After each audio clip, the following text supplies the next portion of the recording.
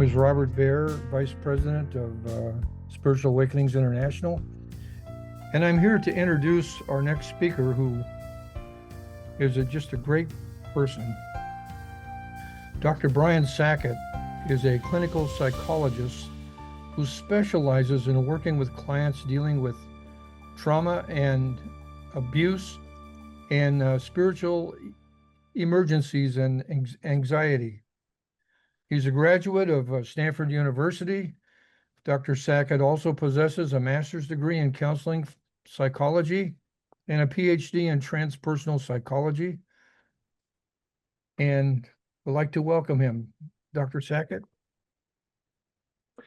Thank you, Robert, for that kind introduction, and welcome to everyone. One of the main reasons I wanted to do this talk is that one of the themes of it is how to access your spirit to allow you to be with things that are emotionally difficult or even traumatic. And that's one of the themes of this presentation. So I'm talking about a shared death experience I had with my wife of 25 years, Kristi Sackett. And 13 years ago, almost, she passed away from this. And I want to talk about what did her passing teach me about what life is like in the afterlife, and also about what it says about who and what we each are. So I'm just relating my experience with a shared death. There are a number of books and YouTubes and other things about shared death experiences. I wanted to mention two of them here. One of them is called At Heaven's Door. It's written by William Peters, and he started something called the Shared Crossings Project. And the story you're going to hear in an abbreviated form is in this chapter, is in this book. So that's one good one. Raymond Moody, of course, is the near-death experience pioneer and coined that term. He has a good book called Glimpses of Eternity. So this is just what I went through with it. I wanted to give you a context and show you a little bit about Kristi and about our life together as we were growing up. And then I'll get to the shared death experience and what I learned from it. So these are some pictures of Kris before we got married. This was over in Germany when we were visiting one of her sisters. We made it to our wedding in 1987. And shortly thereafter, one of the things we like to do is go to Maui, and we couldn't afford to go every year, but we went when we could. And this is a picture from there. This is our daughter, Kate, and Kris and me. And this is one of the pictures. I could linger the whole time with this picture. I wish I had one of these with Logan, because I had experiences with my son like this as well. But you can tell that there's something really alive and magical about Kate, and she really touched my heart. And clearly she touched both Kris and my hearts. I'll return to this picture towards the end of the presentation, but there was so much love in Kris. She was one of these people that was genuinely interested in every person, and you could hear such love and caring in her voice, and so she really did hold that capacity to hold and convey love. This is Kate holding Logan. That's my mom in the lower corner there. We had a really good time, being with these kids growing up. That was in Maui. This is a swimming pool in Maui. Kris lived on when I first met her in an apartment in Mission Bay in San Diego. And one block from her apartment was the Mission Bay. On the other side, a block the other way, was the Pacific Ocean and the beach there. So she literally uh, left paradise to move up and to be with me, when we got married. So I appreciate that from her. Um, this is actually down. So Kris had thyroid cancer for 19 years, and it didn't respond to Western medical treatment. The main medical treatment is radioactive iodine, which the thyroid tumors will uptake, and then it will kill them. Her tumors did not uptake radioactive iodine. So after some years of looking for that, we went to a number of different healing places, and this is to one down in Brazil. And she was a voice and piano undergraduate major. She became a marriage and family therapist, and then worked with emotionally disturbed adolescents, mostly in the school system there. But we had a really good relationship. This is Kris in her last Thanksgiving. This is November of 2012. And I'll talk about a little bit about what she went through, but I want to concentrate mostly on the shared death experience and then the learnings from it. The reason I'm showing this picture is this is shortly after her first surgery in 1993. You can see that Logan is 2 years old.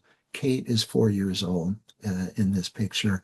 And if you zoom in on this, you can see that they did a major incision on her throat. They took out her thyroid, and they found 10 lymph nodes in her neck that actually had the thyroid cancer in it. So it had, by the time they found it, it had metastasized. But our life for 19 years was fairly normal. We treated this as if it was a medical condition like diabetes. There were things you had to watch out for. She would have surgeries when the cancer tumors grew in her neck. She had one surgery on her left lung. But in general, it didn't really affect us, except every 6 months when we were having radioactive iodine scans and tests. Then your anxiety would grow. And then when it was all right, it would diminish. Sometimes she'd have to have surgery. But in general, it was fine until the very last summer of her life, which was in 2012. And during that summer, she started having some symptoms that were unusual and new over those 19 years. So one of them was she had fluid in her lungs showing up. So I won't go into all the medical details, but basically, after a while, we had to take her to the hospital because she was having trouble even walking. We had done a CT scan of her lungs about 3 weeks before then, and it showed some tumors in her lungs, but they did a CT scan when we got to the hospital then, and in 3 weeks, her right lung pretty much filled with tumors.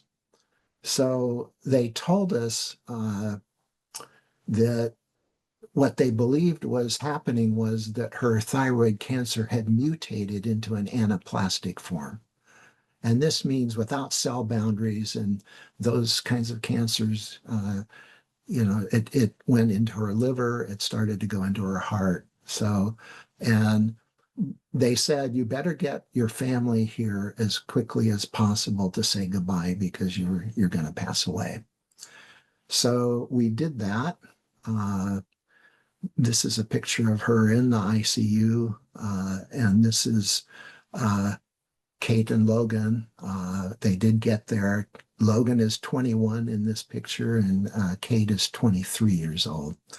One ironic coincidence with this was that when Kris passed away, Kate was 23. When Kris's mother passed away, Kris was 23.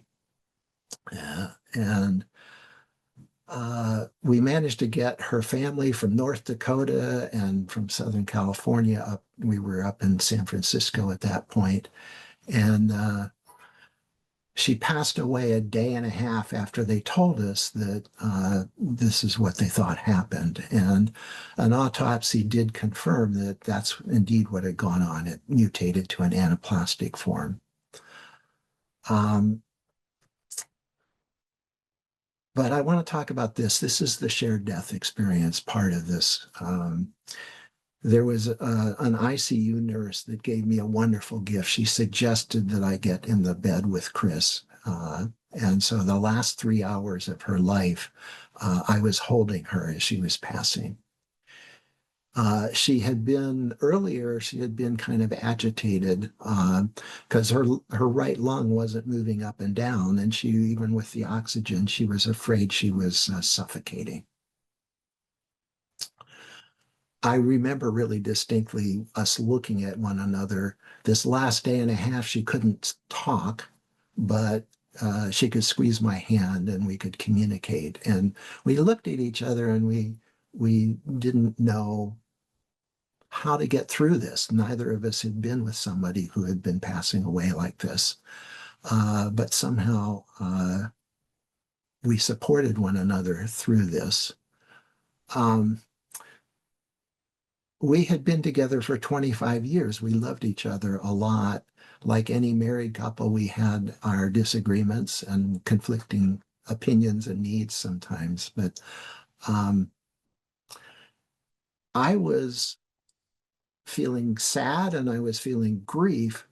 But the shared death part of this is that there was something coming through Kris that was so loving and so uplifting. And you know how you can feel someone's identity.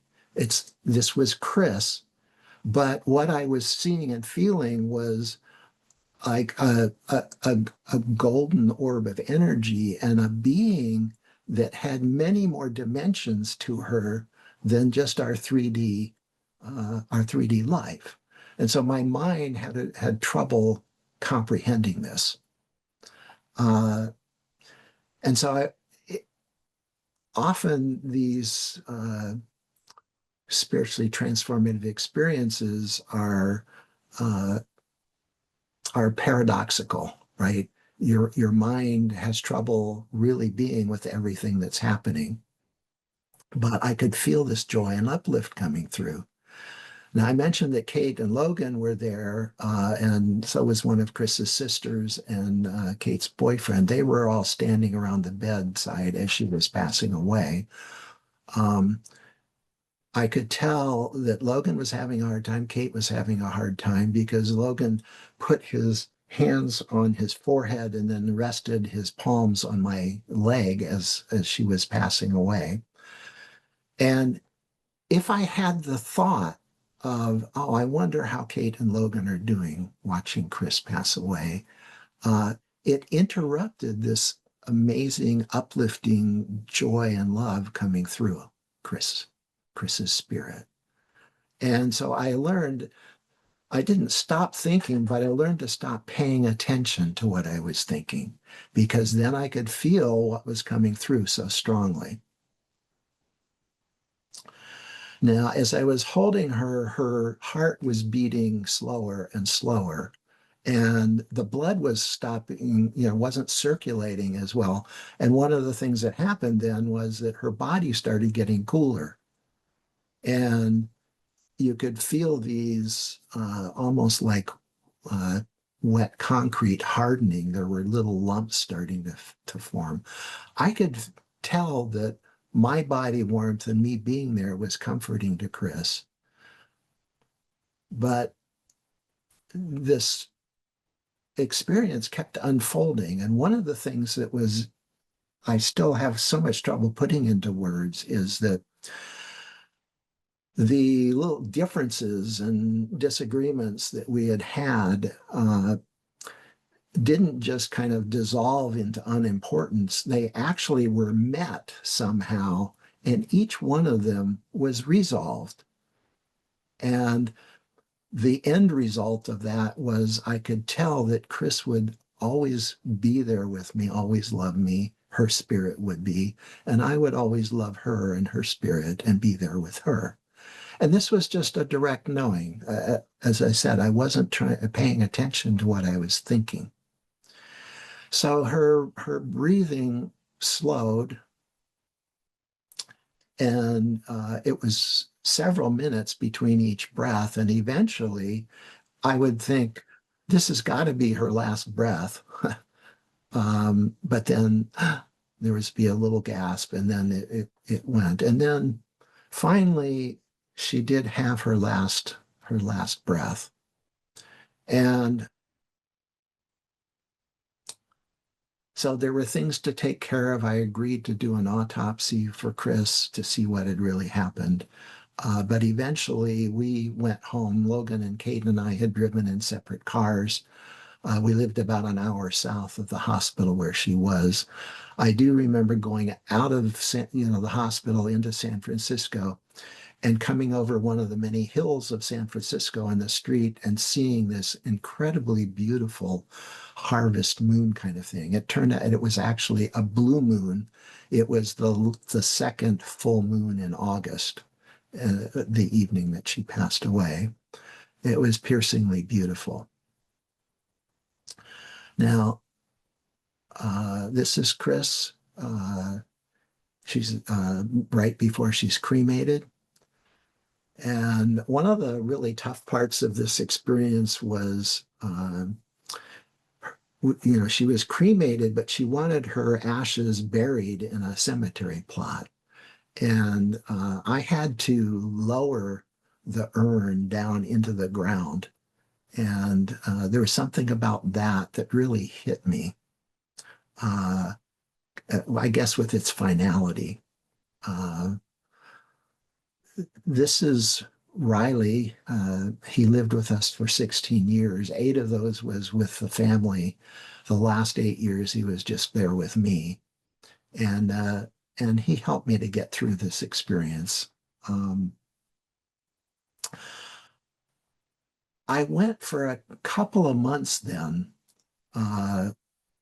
where that feeling of joy and uplift from the shared death experience just kept coming through. But it put me in some kind of altered state. I worked as a psychologist, and so I would go to work, and then I would come home and I would take care of the many details you have to take care of when somebody passes away. But I had loved to read, I loved to listen to music, and I didn't do any of those things. I didn't watch television. I just was there for a couple of months.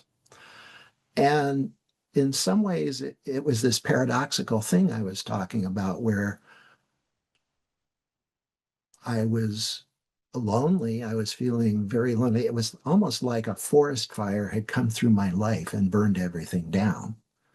The person that I talked with every day, I did most of the things I did with, wasn't there anymore. But the love and the uplift and the support from her spirit was. So I want to talk now about some of the after-death communications that I had with Kris. I played around with AI to draw some images to represent some of these things, and that's through the rest of this presentation. These are all done with ChatGPT. So one of the ways she came to me would be in what I called nighttime visitations. And these nighttime visitations were while I was theoretically sleeping, but they had a different quality to them than dreams. Dreams morph and come and go, and they're not linear. And if you don't write them down right away and you wake up, then you tend to forget them. These other experiences were different though, because it was as if she was right there with me. It was linear, it was logical, it made sense. Uh, so the very first one of these was about 2 months after she had passed away. And she came to me and she said, Brian, you and I have to go to therapy together. And I looked at her and I said, how come, Kris? And she said, you have to have your head examined. You think I died. And that was the whole message. And it was ironic because I in some of these healings that we had gone to, I was acquainted with discarnate spirits, dead medical doctors that were being channeled. Uh, and I did believe in life after death. Uh, but she was right. There was something in the way I was holding her that was a little bit off. Uh, I think I'll go back to this for a second. I'm about 10 months after Kris had passed away, Kate and Logan and I went to Maui. And it was not the usual joyous thing that we had gone because we were missing Kris. But I decided I wanted to have some more direct communication with her. And I'm going to read some of these. I did automatic writing, basically, where I wrote down my question and then I wrote down her answers. And I knew it was her because the answers I got were sometimes surprising. Uh, so let me read you some of these because she talks about what life in the afterlife was like. So I said, hi, Kris, we're here at the Hale Pauhana in Kihei, Maui. I wish you were here with Kate, Logan, and me. I know you'd enjoy it as much as I do.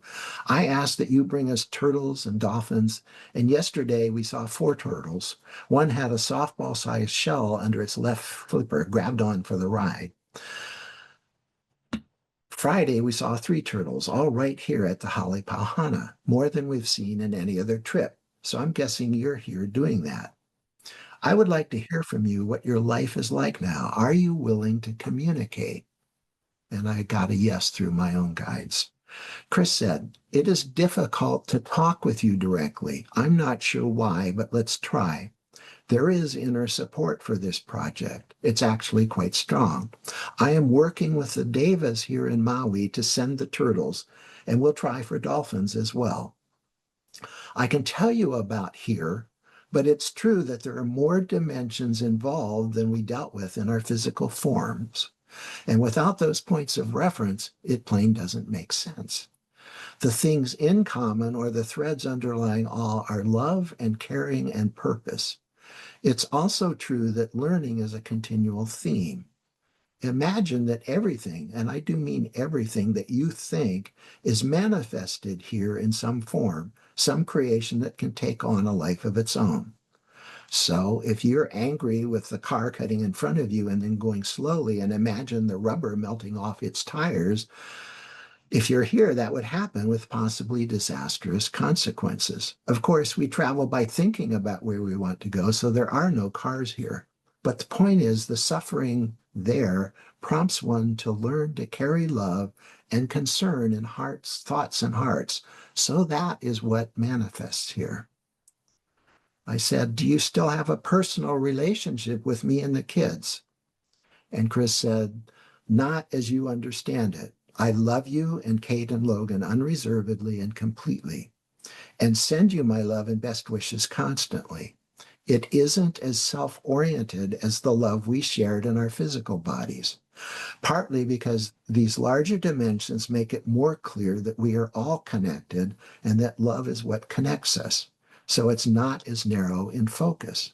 That's why, let's see, the distinctions, the uniqueness of everyone that are so important here just aren't as important here, yet without losing the relevance and the meaning of life suffering there. I said, will we be together after I die? And Kris said, we're together now and forever. You are part of me and I am part of you.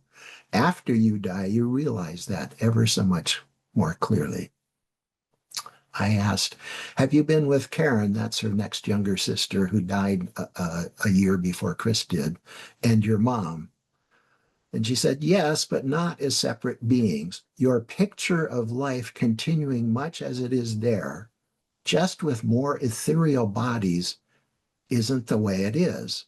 There are many more resonances here, like multiple harmonies vibrating so completely, it's difficult to make distinctions between what is me and what is the rest of the beings. Communicating is wearing partly because it takes so much effort to separate out what you think of as Kristi, I think, in order to communicate with me.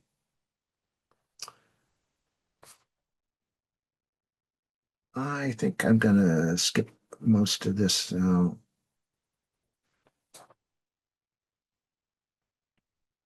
A couple weeks after we went back, I said, Kris, I felt you powerfully in Errol's sessions. Errol was the psychologist I was working with. I said, thinking of you on the beach at Halipahana in your white cotton t-shirt dress with the blue flowers, I feel your energy. Are you there in a form I can relate with? Are your concerns still including enough of the human to make sense to me? And Kris said, I can love you more fully, more than I was able to manage while in my physical body, and perhaps more than you can manage in yours. I can relate enough to human concerns to communicate and to have a relationship with you. I am proud of your efforts to be in a clear relationship to yourself and others, and I know it's difficult. The energies are strong enough to pull your psyche apart if you are not focused and in touch with what you've been calling wise self.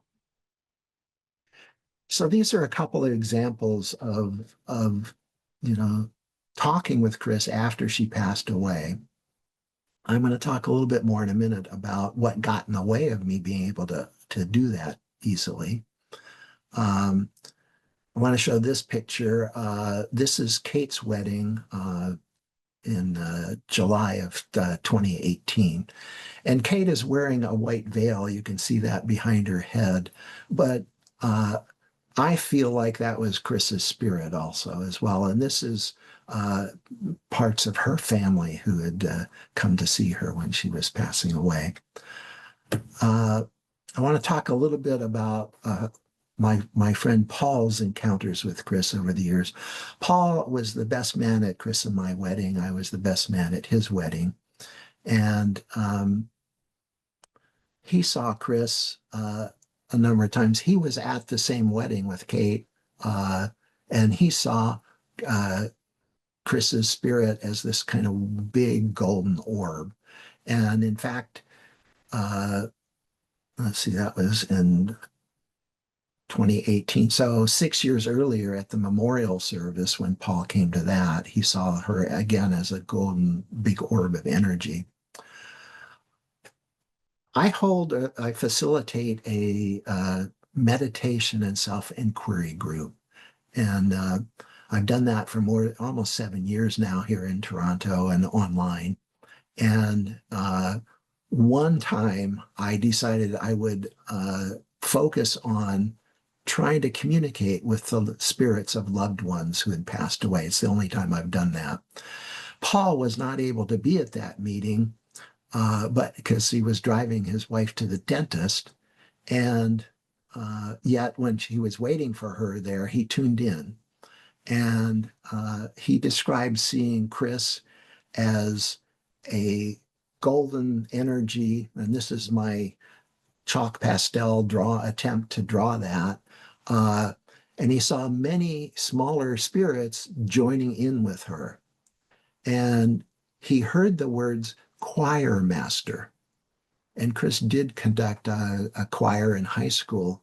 But he said what he was seeing was these spirits coming into Kris's beingness and then them vibrating, resonating, and making music together. So this is my attempt to draw that same thing with ChatGPT, and I think that's a more accurate representation of what he's doing. And it's interesting, in the automatic writing that I was reading, Kris was talking about being a more multidimensional being and merging. Uh, and so I do think that that is the way that it is.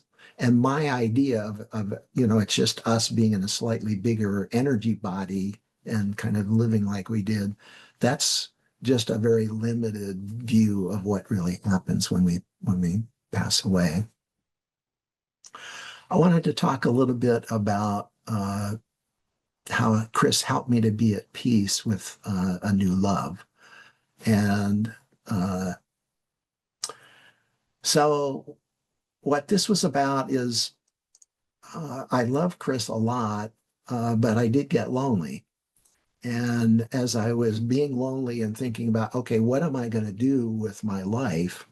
Uh, I wanted perhaps to open up to a new relationship, but I felt a tug, towards Kris and her love. And uh, so I actually met my current wife, Dana, down in Brazil at that healing place that I showed you the picture of Logan and Kris and me. And I, about, I don't know, a year and a half after I was lost Kris, I went down to Brazil to this healing place again because grieving was waiting on me still. And I that's where I met Dana. I was on that journey, and after she and I started dating, Kris came to me in one of these nighttime visitations, and for the very first time, instead of her coming to me, I went to where she was, and uh, it was a house with many rooms, and I saw Kris and I went up. We were really glad to see one another. I gave her a big hug and I was sitting there talking with her. And then in walks this guy who's maybe 6'4", Norwegian looking. Kris was Scandinavian background. He had kind of dirty blonde hair. And as soon as he walked in the room, I disliked him. Uh, and I knew even in this experience that this was completely hypocritical because I was dating Dana at the time. Uh, but Kris looks at me and she says, Brian, I'd like to introduce you to my new partner. Now, you remember this picture I had of Kris merging with other beings. I I'm not sure you have like one-on-one partners like we do here when you're on the other side. I think that you tend to merge and you know it's a much more fluid situation. So I think this was more a metaphorical thing than anything else, but it really did help me to be okay with being with Dana.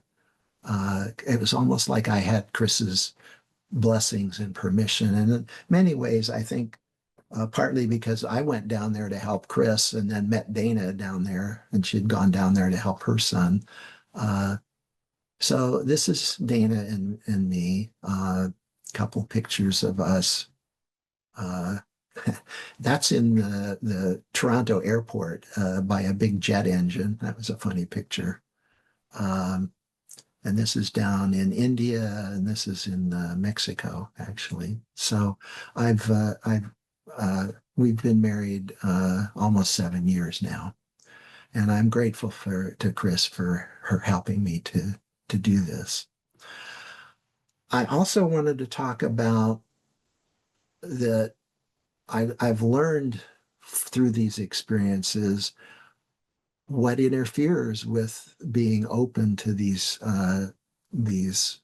communications with spirits.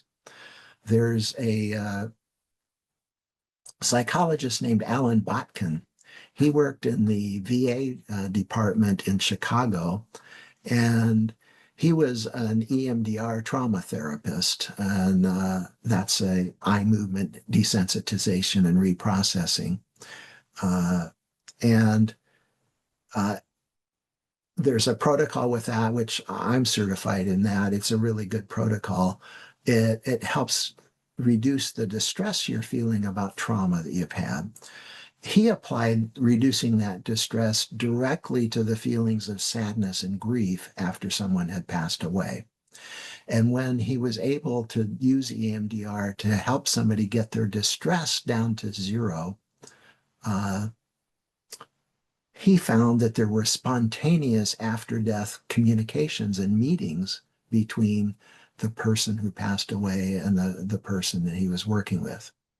Now, I want to be very clear that uh, grieving and missing somebody that you love who's passed away is normal. There's nothing wrong with that. But if you're distressed about it, it can interfere with your ability to tune into the spirit and to have communion with their spirits. And so,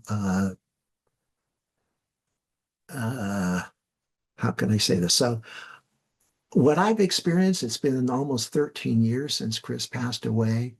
I really appreciate the time I had with her. I love her. I miss her. And there's often still some unconscious little boy part of me stomping his feet and having a little bit of a tantrum because she passed away. And I miss her. But spirituality is about, among other things, being present to what is, not necessarily what we want it to be, but to what is. So if you're able to be at peace with what is, then you can reach this place of oneness inside of you, and that helps you to be present. And among other things, it helps you to have communication with people that have passed on. So let's get into what I learned about who and what we are. And I want to do that in both in the context of Kris and what she taught me with who she is, but also I've studied with various spiritual teachers. I volunteered a few hours a month for 7 years in Adyashanti's office in California. He's a non-dual spiritual teacher. And for the last 5 years, I've been studying with a non-duality teacher from Australia named Pia Ma, and I've learned a great deal from her. And so some of what I'm passing along is from my own conclusions, and some of it is what I've learned from Pia Ma and from Adyashanti and other teachers. So there is this place of oneness within and without. And we've seen other people talking about out of body experiences. But so I could feel Kris being this huge multidimensional person. And we are all that. We are energy beings that are inhabiting physical bodies and personalities. And in order to inhabit those physical bodies and personalities, we almost have to truncate ourselves down like Kris did when she was trying to communicate with me. So, so we're this bigger being, and we have all the universe inside of us. We can go inward and we can be in those paradoxical states where it's empty, it's completely empty, but it's also completely filled with everything in the universe. So I'm talking about this, but I wanted to give you some direct flavor or experience if you'd like. So there's an invitation to access your spirit directly here. So one of the ways to do that is right underneath your sternum, if you put both your hands over that bone in the middle of your chest. Now, I do want to say a caution, a caveat is these experiences take place in a place basically outside of the mind, emotions, and senses. And so if we're focusing on images with our mind, we're going to miss this. right? So these are just little clues or pointers towards what we're talking about, but uh, just be with it in your awareness as opposed to trying to think about it and have the mind try to create it from happening. But basically, if you feel underneath your sternum, underneath the physical heart, underneath the heart chakra, you'll find a portal to your own inner spirit. It's the spiritual core of us, and you can access the stillness and the constant of what doesn't come and go here. Now, one of the things that doesn't come and go is the constant unflickering flame of the presence of your spirit. So what I've learned from Kris is that we are unique, individually manifestations of the divine. So there's a greater divine, but there's also within us, there is our own unique divine expression or manifestation. And you don't have to make this happen. It's constantly, slowly radiating. It's radiating love and light and warmth, wisdom, peace, compassion. And it just goes that way. Now, another thing is the constant, which is what doesn't change. So our thoughts are coming and going, our emotions are coming and going, and our perceptions, our body perceptions are all coming and going. If you meditate on what's not coming and going, you'll find the constant spirit, which is us. And that's a soul manifestation in that. Now, I want to keep this really simple and straightforward. So this is an image that I just created that is, if you feel the silence within you and you feel the quiet within you and you feel the love that is constantly radiating from you, tune into that and feel that for a minute. And then with your awareness, bring your awareness back into this portal underneath your sternum. It forms, the love is both going out and it's coming back in when we do that. It forms like this toroid or donut shaped circulation of energy. And this is important because it can sustain us. When you're feeling that circulation, like the little boy me that's saying, I don't want Kris to have died, can be at peace because I feel the love and the sustenance of spirit. I feel that place where I can feel Kris. And so it's a way of being in the world, present to everything that's going on. And I think this is important as we're facing all the things we face in the world that might not be exactly the way our personalities and our minds or our egos want it to be, but can we be with it as it is? This is a way, if you're doing this sort of being in touch with the love of our deeper spirit, of our divine spirit, that it's easier to sustain being with what is. So in conclusion, I told you I would come back to this image of Kris. You can feel that Kris is just love. She's just emanating, radiating love. And whether I was deserving of it or not, she gave it unconditionally. And that's what I'm talking about in this whole presentation. That's what I learned from Kris, that we are that love, that you can use that method I just talked about to feel the love radiating out, feel the love coming back in with your awareness coming back into the core of you. And there's this circulation of love. And we can be in the world that way. We can be circulating love that way. that same love is in nature, right? Um, and this is the AI image I generated that most conveys who and what I think we are. Who it's what I experience us being. We're this radiant being, and yet paradoxically, we're still in the world. We're of the world. We're human beings. We're divine human beings simultaneously having these experiences.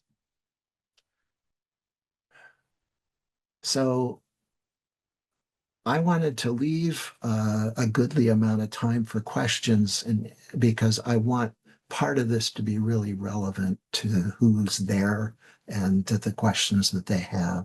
So I'm going to stop sharing and let's go into the question and answer period, please. Brian, that was absolutely, it was phenomenal. There's a couple questions already in the chat, and if you have questions, please put them in the chat. But I'll start with one that I wrote, which is, what is the key to obtaining spiritual support for things that are emotionally difficult? Thanks for asking that, Robert. One of the ways I can say this is that what separates me from being able to be with really hard things. Going through this with Kris was the hardest experience in my life. Right? It was tough, and it breaks my heart. And yet, with my heart breaking and me not holding back the love that's pouring out by my unconscious defenses, my unconscious wishes to protect myself and not feel, that level of hurt and heartbreak. If I surrender into this, I connect more deeply and more clearly. The small parts of me connect more deeply and clearly with the divine part of me and with that radiant love that's always there. And,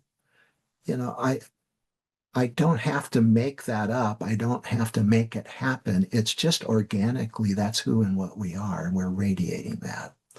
So So allowing yourself to be present to what you feel, even if it's not nice, it's deep hurt, being in touch with your own spirit that holds your heartbreak, allows you to be with what's going on. And I use that, when I watch the you know the hard things people are doing to one another, not just personally, but that we're bombarded with all the time now.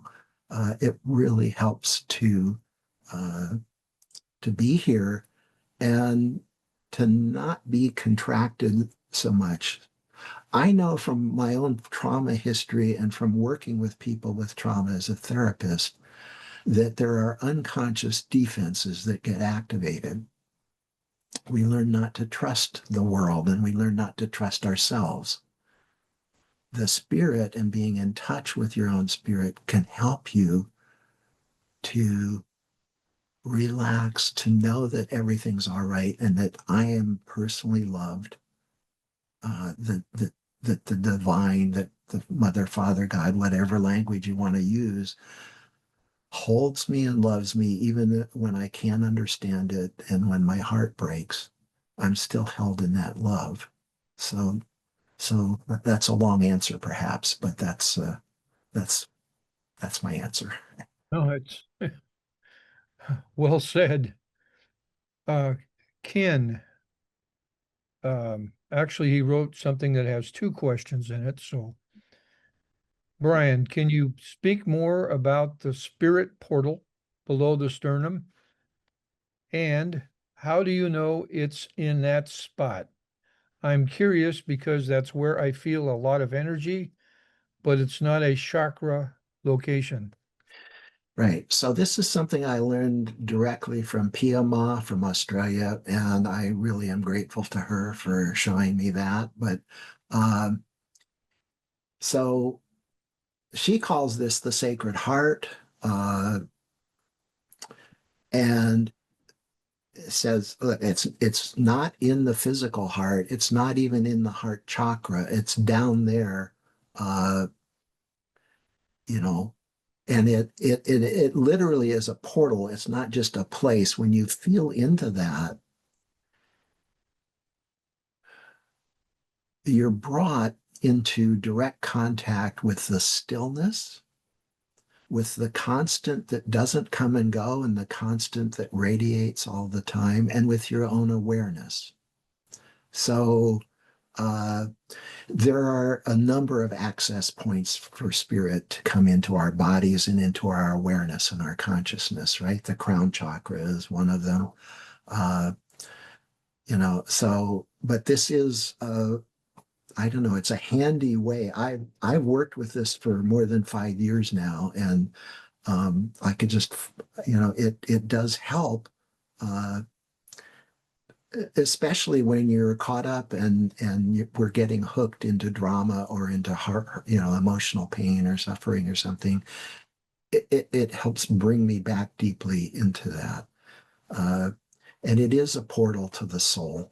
Uh, so.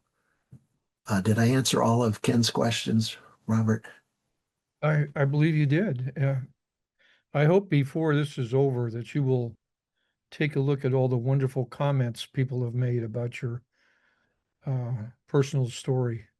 Thanks. They're actually very moving and touching. Yeah, I will. Uh, how frequent were your nighttime visitations with Kris, and what did you do to maybe trigger these? So they would come not maybe every few months. They weren't all the time.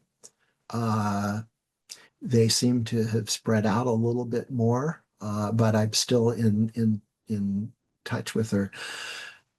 These nighttime visits came quite spontaneously. I didn't do anything. I wasn't looking to touch, the only one that I really, you know, looked to start was that automatic writing when I was deliberately, consciously awake, trying to talk with Chris's spirit and believing that I did. That's what I feel. Um, what you can do, uh, I believe, is get into the connection with your deeper spirit. You can relax softly into it and relax and be in that place of oneness, and then just be open. So I don't have my mind or personality trying to make those sorts of things happen. It's like the deeper awareness is what wants that communication, and I just soften and relax into it. That's it. Thank you. Victoria has a question. Once your loved one passes, is communication possible once or if they reincarnate?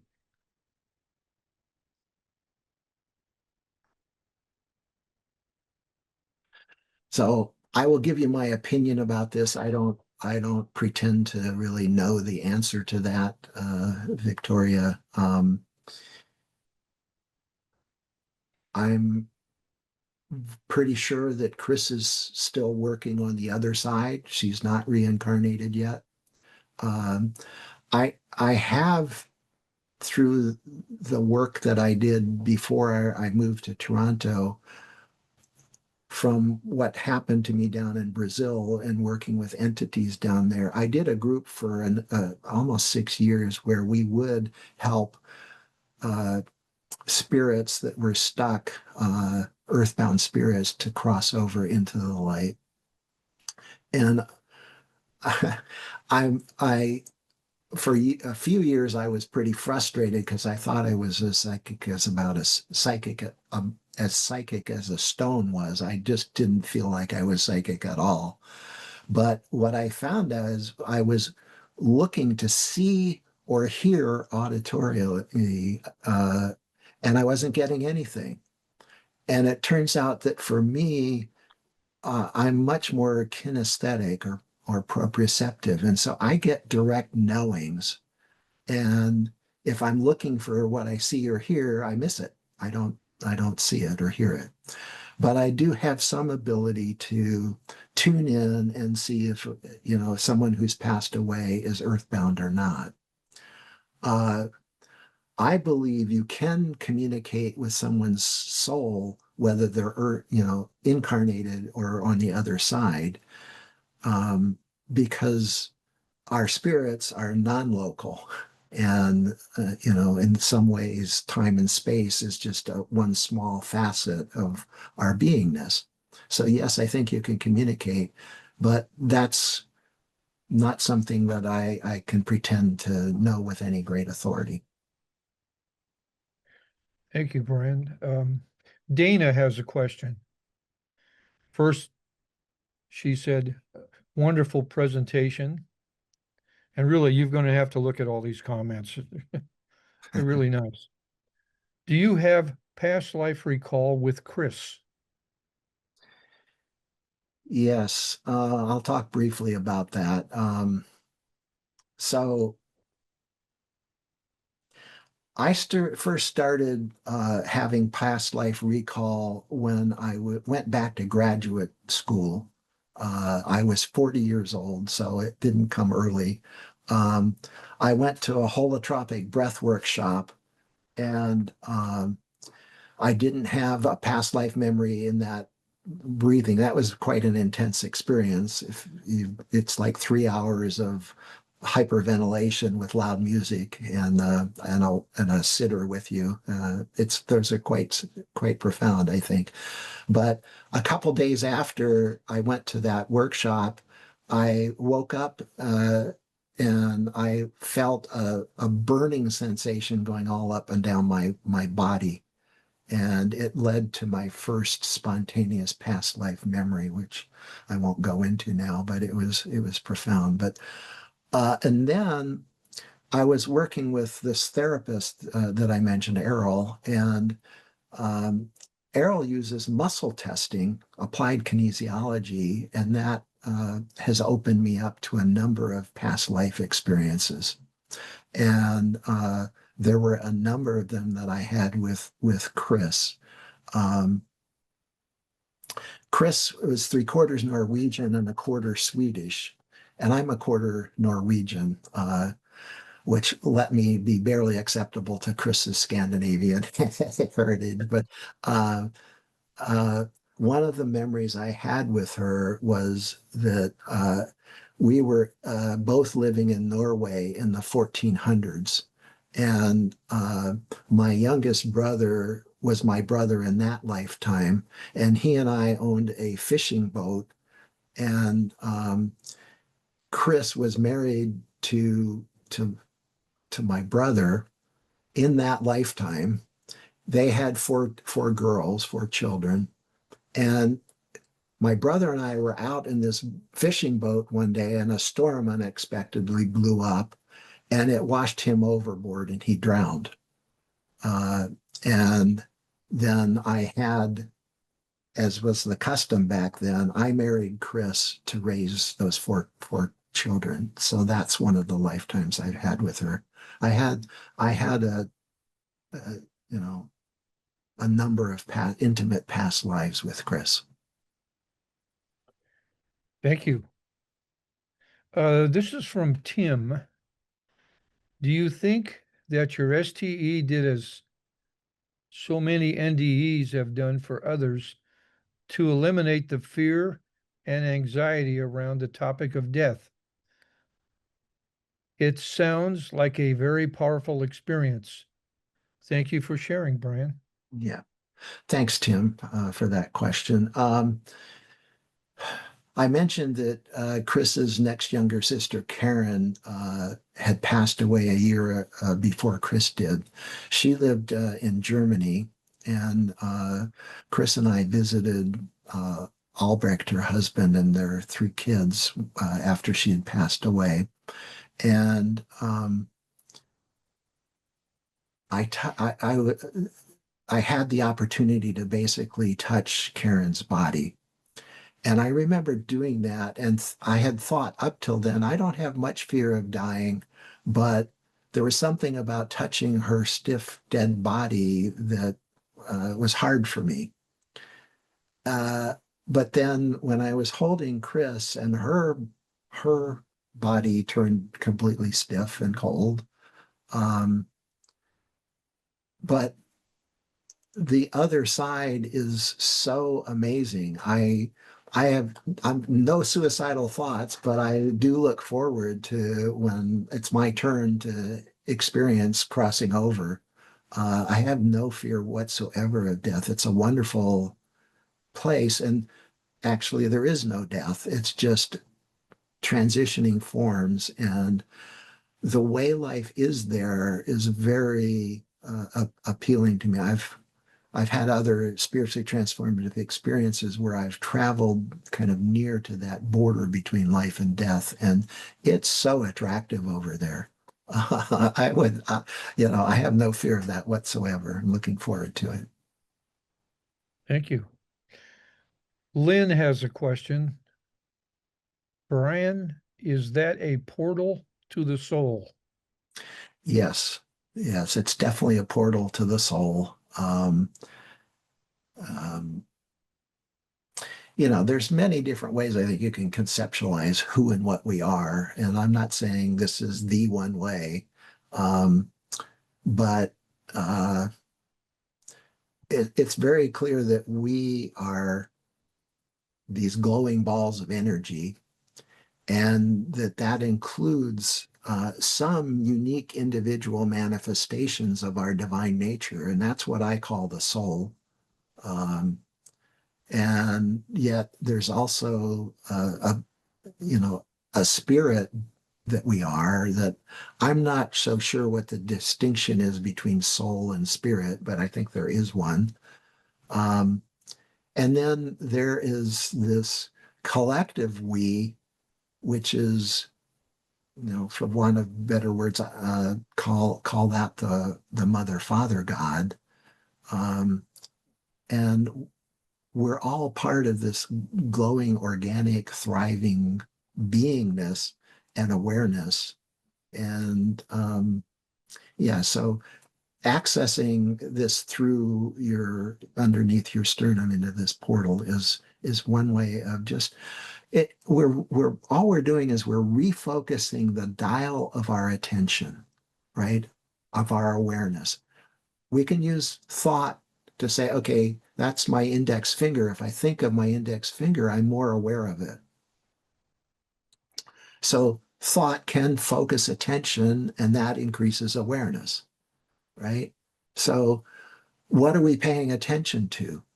Mostly what we're automatically and unconsciously dialed into is the things that come and go, our 3D world in time and space with our thoughts, emotions, and sensations.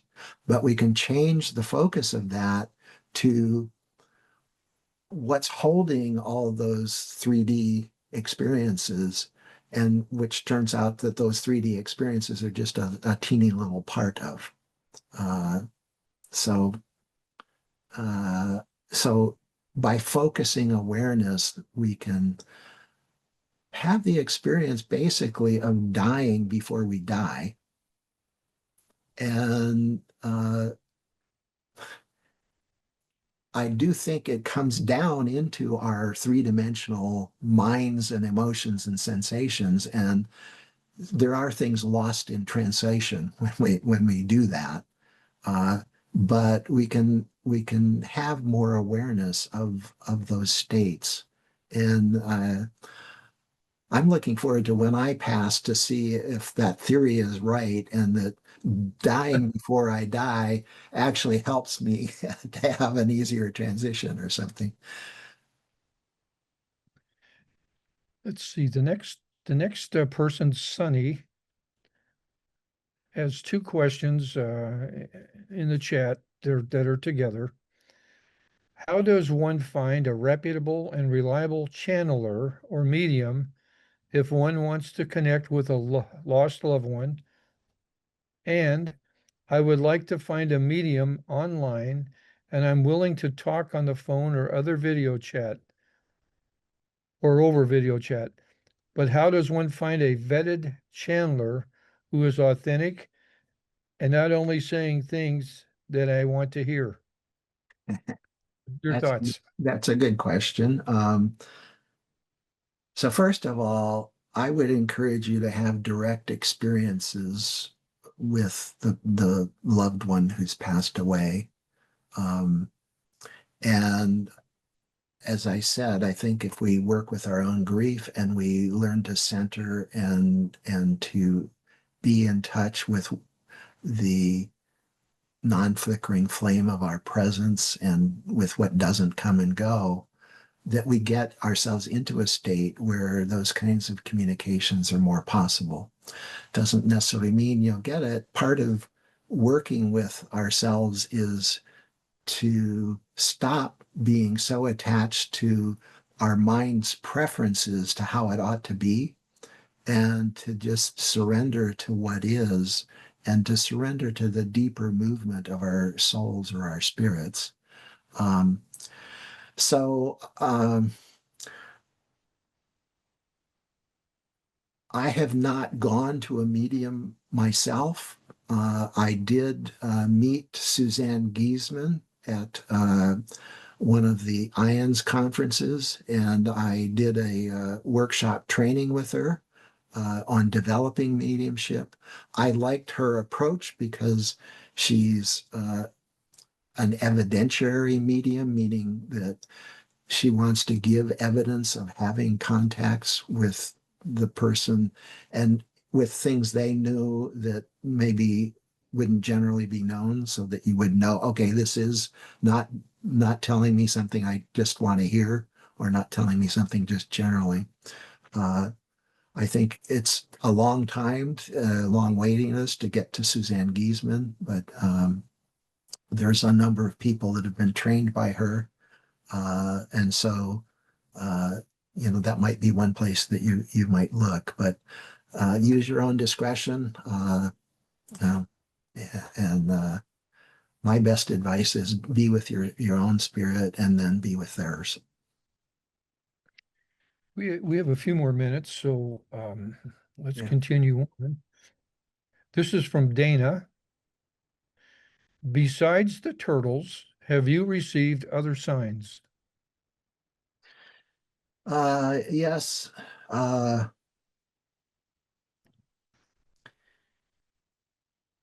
Both Kris and I loved hummingbirds, and so I've there have been times when it seems to me like a hummingbird comes and uh, that feels like, okay, Kris is there. Uh, just there are synchronicities. Like I said, I really feel on some level that Kris helped me and Dana come together through showing up in the same place in Brazil. Um, and then with what she's told me afterwards in these nighttime visitations. So yeah, there's been other ways that I feel like Kris's spirit is present. Uh, yeah, let me say one more thought with that. Um, at Kris's memorial service, my son Logan said that one of his regrets was that Kris wasn't going to be around to see him meeting somebody and getting married. And I'm in next Saturday, I'm going to Logan's wedding out in Oregon. And I showed you some of those photos of Kate's wedding, where I felt like Kris was so distinctly present. Uh, and uh, I'm very sure that Kris is going to be there at Logan's wedding this Saturday. And then a few weeks later, when Kate gives birth to twin identical boys.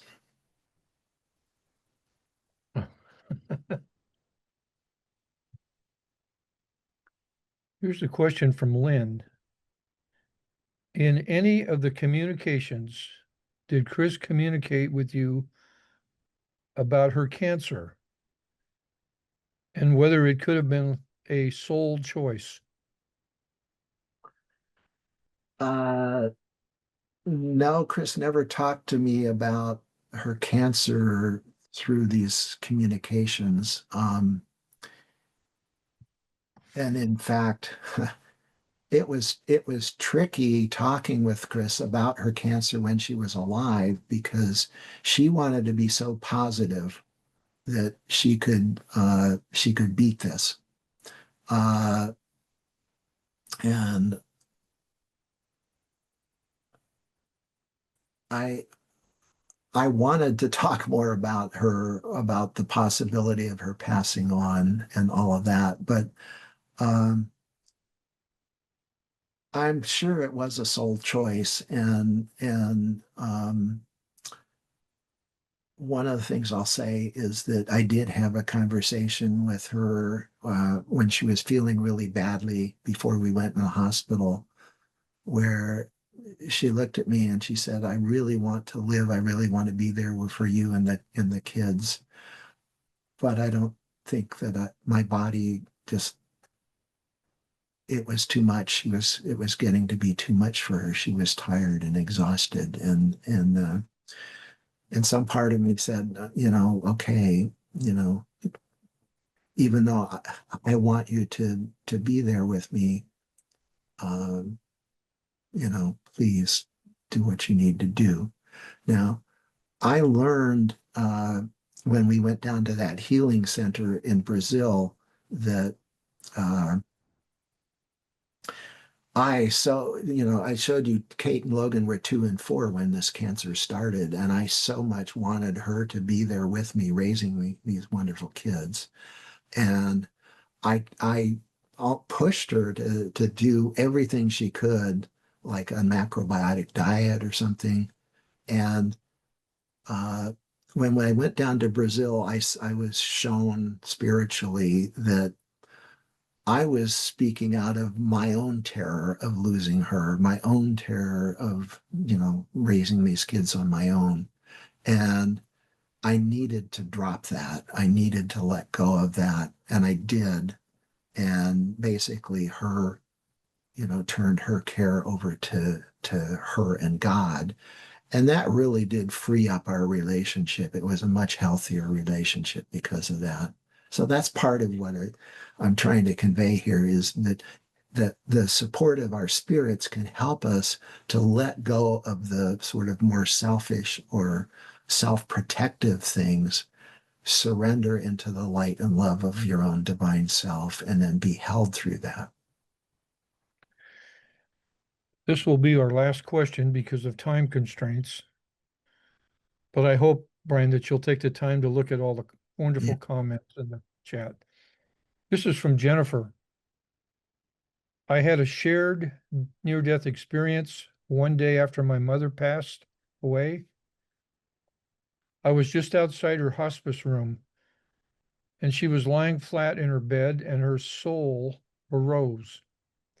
And she said, "I love you, Jennifer." And I said, "I love you too, Mom." And she disappeared. What do you know about experiences with time delays? Mm. Well, I think that we talked about that in some of these other presentations. Our Yvonne talked about it what really well in her presentation, where there are near-death experiences and other spiritually transformative experiences that can happen before the event happens, during the event, or after the event.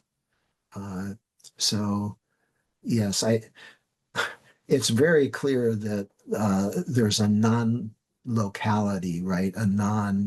It's not fixed in time and space. time and space is one narrow construct where we kind of truncate ourselves down to have these experiences, but there's clearly life happening on much broader levels, and so I completely believe your experience that happened a day after she passed. It's like time doesn't matter on these ineffable experiences. So I want to say thank you for everyone who've listened to me, and I hope that you got something out of this. And I know that the topic sometimes is painful. After Kris passed away, my friends, a lot of them didn't want to be with me because it was bringing up something so painful to them. But this is how we get through. So thank you for listening. Thank you, Brian. Just a great presentation. Thank you, everybody.